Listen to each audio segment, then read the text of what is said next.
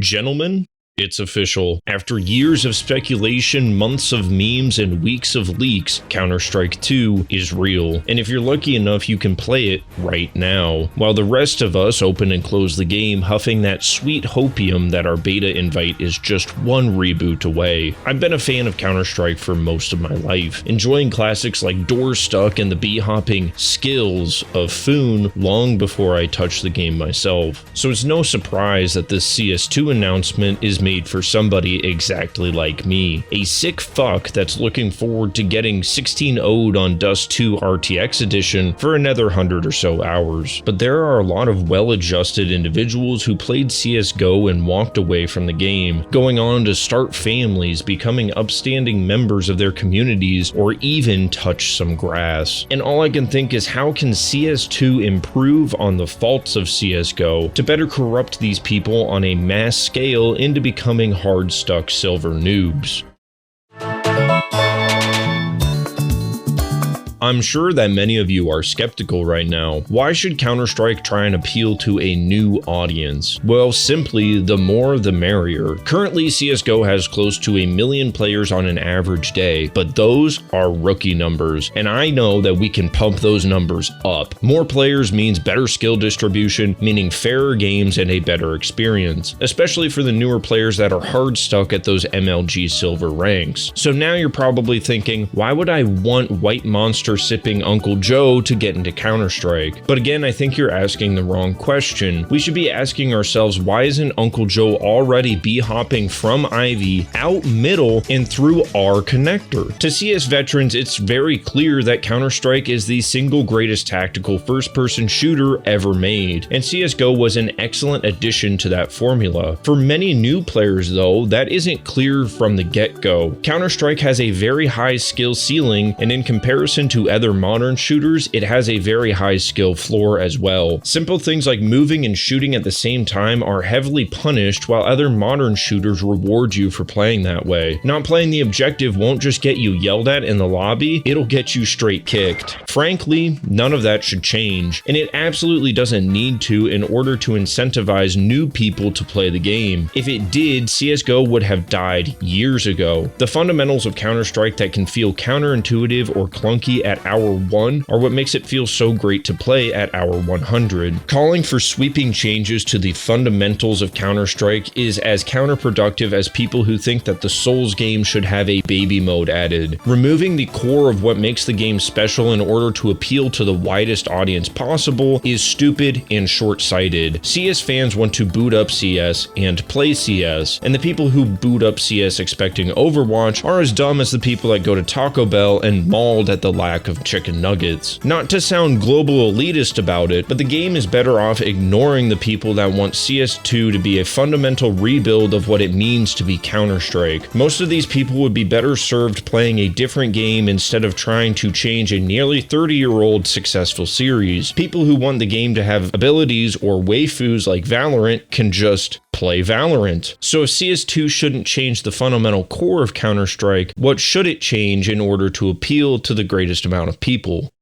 Oh no, I don't know what I'm doing! I'm so fucked here! Well, the first thing is the new player experience. The new player experience in CSGO is not great, and something that needs changing going into CS2. In the past, when I got some of my less hardcore gamer friends to play, they were often discouraged and walked away from the game with a bad taste in their mouth. And while some of this is certainly on them for not wanting to learn the game, some of it is on Valve for not doing a great job at teaching them how to play the game. When you boot up the game, you're met with some modes that have varying degrees of skill carryover into the main competitive diffuse mode. You can learn how to shoot and move like a pro, becoming the fucking Ghost of Kiev in gun game and deathmatch lobbies, but once you've done that, you're left pretty directionless. You'll have solid gun skill and movement, which is great, but it's also a very small part of what it means to actually be good at Counter-Strike. Without knowing things like the economy, where and when to use utility, general bomb planting spots, and basic strategy, it's rare for for deathmatch kings to do very well in the competitive mode. From my experience, I would much rather have a potato aimer that knows some smokes and how to stay alive on my team, instead of a Leroy Jenkins with no knowledge and occasionally good frag skills. Valve should work on getting the core knowledge of Counter-Strike in new players' faces as early as possible. As it stands, there's plenty of places to hone your gun skills, but outside of competitive, there's no way to understand the economy, how pushes work, or even basic 5v5 strategies. And outside of booting up community maps, there's really no way to learn smokes, some of which are older than the kids that throw them on a daily basis. I think Valve can help a new player get more competitively ready in three main ways. First is to continue supporting casual modes. I know I just said that they aren't really great at teaching strategy, but they're very useful to become comfortable inside the game. CS has and always will be known for 5v5 competitive defuse, but when you're just starting out or after a long day, that's not really the mode that people are likely to play. Competitive is the backbone of Counter-Strike, but modes like gun games, scouts and knives, zombies, and retakes have always been the fleshy bits. It's also nice to have low stakes game modes where you can experiment with different setups that you're not comfortable with. Go 0 to 30 scouting and deathmatch and no one's gonna bat an eye. Miss every scout shot in a competitive game and everybody loses their minds. Also, these party modes are just straight up fun, which can attract people into the game. And like Reggie always says, if it's not fun, then why bother? The second and more competitively focused way to get new players ready is working community maps into the game. There are plenty of fantastic community made maps that teach smokes, flashes, and other map specifics, and I think that these maps should be front and center in the client. Dota 2 would be a completely unplayable hellscape without their guide content, which is presented by Valve in the game, but made by the community itself. So I don't see why CS2 can't have a similar idea teaching people to play on these classic maps. The third way would be a great addition to new and veteran players alike, so it's going to get its own section.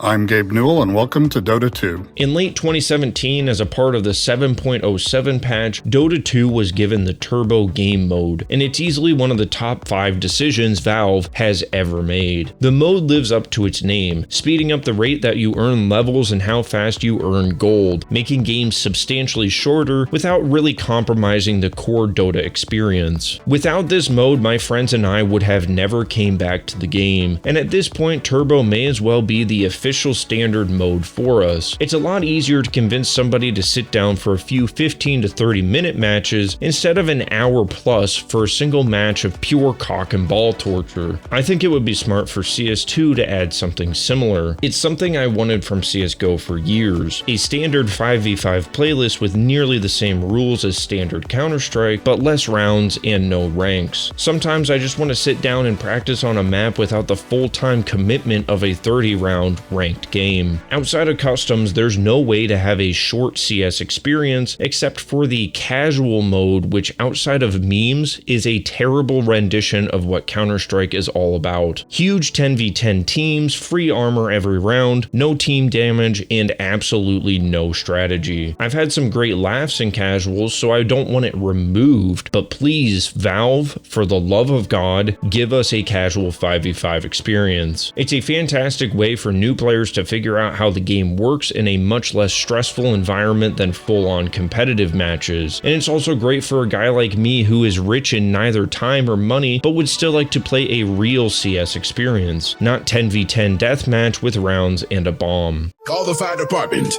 We just nuked the building. But none of this matters unless the anti-cheat is beefed up. From spin botters to aim lockers to wall hackers, CSGO was truly a pit of scum and villainy when it came to hackers. For a long time, nearly every single one of my ranked games had an extremely obvious cheater in it, which made the idea of sitting down for an hour plus game of ranked feel even less attractive than it already can be. Knowing that you can have a good game completely invalidated by some jackass toggling their $3 aimbot at halftime killed my motivation to play the game and try and get better. This cheating epidemic created the need for tools like Faceit and ESEA to try and find games free of hackers. Tools that shouldn't need to exist just to try and play a fair game without Timmy the script kiddie ruining it for you. The reality is, in any aspect of life where there are winners and losers, there will always be losers who cheat to feel like winners. But if Valve is going to make a substantial change to the game and not double stack their armor against a new wave of cheaters, they're doing themselves, the game,